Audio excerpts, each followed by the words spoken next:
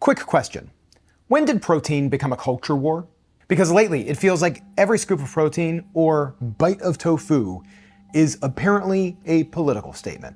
And no joke, Vanity Fair published a whole article linking the protein obsession to MAGA. Make America great again, but for your macros. It's essentially what they're saying. And while it's easy to roll your eyes and move on, I read the whole thing and it's a wild ride. Not only that, every time I make a video with a focus on protein, I always get comments from people saying that I'm just pushing bro culture, or it's fake science. Not real, completely wrong, it's incorrect. Protein is a heated topic for some reason. So today I want to break this down. Why is protein everywhere right now? Why does it seem like everyone's bulking, cutting, or flexing on TikTok? And is this just gym bro nonsense? Or is there actually something deeper going on? And you know me, I'm gonna poke a little fun, I'm gonna be a little lighthearted, and have some fun with this. Because while the MAGA meat bros are grilling liver on Ford F-150s, this article makes it sound like protein is the gateway drug to fascism. So here's the deal. Protein, especially in the form of meat, eggs, and whey, has become more than just about nutrition. It is an identity. In MAGA and the manosphere circles, eating meat is framed as being patriotic, masculine. The article talks about this like it's some kind of movement, like CrossFit with conspiracy theories. Protein bros believe that meat makes you strong, and that's what real men are supposed to be. You've probably seen this online. Liver King eating raw organs on TikTok and growing massively huge. Joe Rogan interviewing some jacked guy who only eats elk. And the quotes from right-wing nut jobs about how they only want you to eat bugs and real men eat beef. I get those comments all of the time, along with the incredible rise of the carnivore diet, something I also like to poke fun of. This stuff plays right into the anti-elite, anti-liberal, and anti-vegan messaging. In their mind, they believe that they don't want you strong, they want you weak. They are pushing soy and fake meats for a reason. And listen, for me, I know it's easy to laugh at. I've poked fun of it a lot in the past. But that kind of messaging, it is a smart move. Protein sells because it taps into their fear, identity, and control. It's the, you can't tell me what to eat, I don't trust the government food pyramid, and it's testosterone in a snack form. But here's the jab. If your personality is based on how many grams of steak you eat, you're the problem, Chad. Some of this messaging borders on cultish. Supplements, body obsessions, fear of being low T, and rejecting anything feminine. Now on that note, I know this video is a little different. I just finished my marathon build. I was working out and running more than I've ever done in my life. I was running over 50 miles a week. Because of that, I was eating a lot.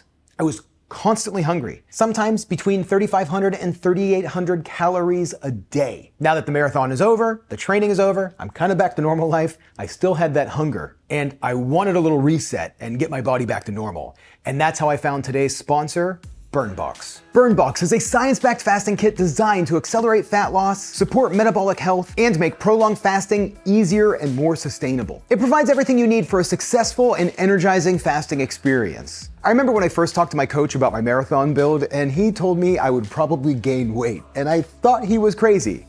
But sure enough, I did. I was constantly hungry after my long runs. Snacking became habitual. And afterwards, when I started looking into fasting as an idea of resetting that, it kind of felt like it was going to be impossible. But with BurnBox, they really set you up. I followed their step-by-step guide, including prepping myself leading up to the fast. And then for 3 days, I consumed their anti-hunger fiber shakes, electrolyte boosters, and broths, which are all 100% natural and clean ingredients. I didn't experience headaches, no hunger pangs, and I wasn't tired. I'm not gonna say doing the 3-day fast was easy. It was absolutely challenging, but in the end, it was incredibly rewarding, and I felt pretty great throughout. After the fast, I followed the post-meal plan, kind of getting out of it, and I'll tell you, I've never felt better. I started back in the running, I've reset, I've got back down to my starting weight, and I broke myself of my snacking habit. I never thought that I would be able to get through a 3-day fast. This blew my mind, and I'm looking forward to doing it again later on this year. So gang, click the link below or head over to quiz.burnbox.health/SauceStache and enter code SauceStache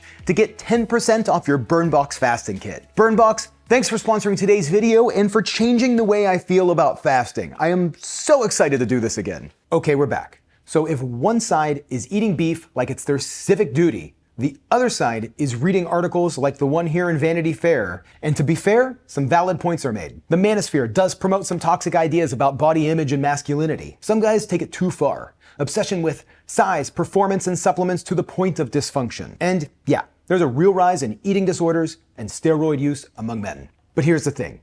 That article also completely ignores nutritional reality. So let's break it down with some actual science. Politics aside, how much protein do you actually need? I know it's debated, but from all of the science that we have, the bare minimum recommendation is 0.8 grams per kilogram of body weight. That's about 55 to 65 grams of protein for your average adult. But that is for sedentary people. If you're active, lifting weight, or just trying to maintain muscle with your age, you probably need more. This is what's actually supported by research. Active adult, 1.2 to 2 grams per kilogram of body weight. Strength training / muscle growth, 1.6 to 2.2 grams per kilogram. Older adults to prevent muscle loss, 1.2 to 2 grams per kilogram. And endurance athletes, 1.2 to 1.6 grams per kilogram of body weight. So for someone like me, running marathons and lifting weights, 120 to 140 grams of protein per day is reasonable. Not excessive, not political, just normal for performance and recovery. And caring about protein in your 40s and up, that's not toxic. It's literally how you avoid falling down the stairs when you're 70. Now, Vanity Fair is calling it a toxic obsession. This article paints people that prioritize protein like they're some part of dangerous cult. But statistically, most adults are not getting enough protein, especially older adults. I've also gotten this comment in the past. High protein diets are bad for your kidneys. Nope. Not for healthy people. That is just incorrect. Multiple meta-analysis has shown that there is no evidence of harm from higher protein diets, even up to 2.5 to 3 grams of protein per kilogram of body weight. The only people that need to be cautious are those with pre-existing chronic kidney disease. If your kidneys explode because you have a protein shake, it probably wasn't the protein. It was most likely the 800 milligrams of caffeine you had before it. And protein isn't just about muscle. It helps control appetite and prevent energy crashes, which is why people who are trying to lose weight are often told to eat more of it. It helps you stay full. It helps you preserve lean mass during a calorie cut. It's literally in the toolkit of nearly every evidence-based backed nutrition plan, from plant-based to paleo. So in a country with an obesity epidemic, where obesity is the cause of so many problems, writing articles like this that misinform the public and lead people to believe that it is politics is a serious problem. It's just as dangerous as the side that you're trying to blame. The article in Vanity Fair loses the plot. It treats the protein obsession like it's a symptom of MAGA culture, ignoring the tons of plant-based, left-leaning, science-minded folks who are doing the same thing. You can care about protein and the environment. You can track your macros and support universal health care. You can deadlift and vote blue. So yes, the article is silly, dangerous, and stupid. It paints the entire protein trend with a brush so broad it could be used as a bench press bar. And it misses the entire point.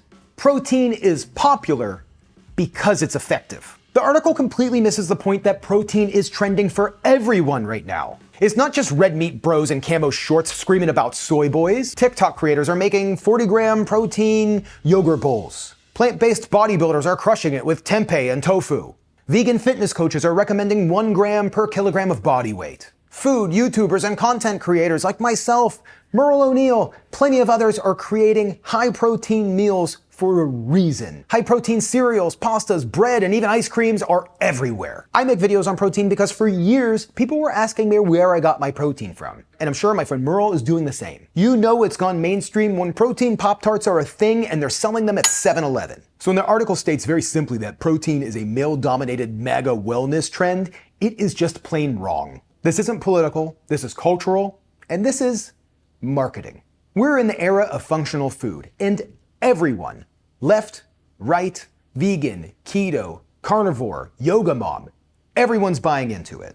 You can actually use the Google Trends tool. You'll see how often a term is searched over time. And protein has very steadily risen over the last 22 years. Protein is more popular now than it was in 2004, but it had a pretty steady incline the entire time, just like vegan protein or just like many other health trends. It's not just some meathead trend, it's a trend backed by research. So where does that leave us? Yes, there are people that turned protein into a cult. Yes, there are articles that turn protein into a punchline. But in the middle, there are millions of us that are just trying to feel better, eat better, move better, and maybe just eat a little more tofu or tempeh without being accused of being in a political cult. If you're hitting your protein goals and still being a decent human being, you're doing great. If you're eating liver and yelling about globalist, maybe it's time to take a nap. Done with my rant.